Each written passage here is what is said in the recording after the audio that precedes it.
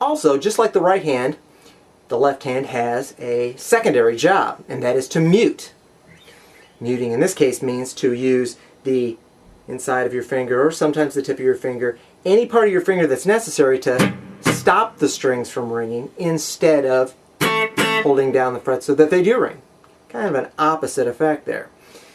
What happens a lot of times is when you hold down, for example, a big bar chord, you might want just these strings to ring and these not to ring up here. So what you might do is you might hold on to the bottom strings by pushing them hard enough, but then lean these fingers on the strings. Don't push so hard that they all ring, but push hard enough that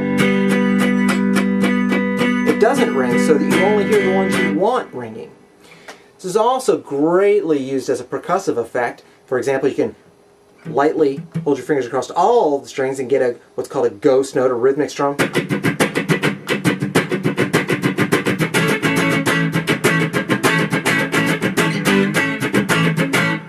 You can do that with individual notes too. For example, you can hold on to just one note and then mute by curving my fingers slightly around. I can barely graze these two strings here, the B and the E, and I can also reach over with my thumb or with my other fingers so that I miss everything about the G string, but every other note on every other string is slightly muted out so that I can get all this until I push down on that A note and get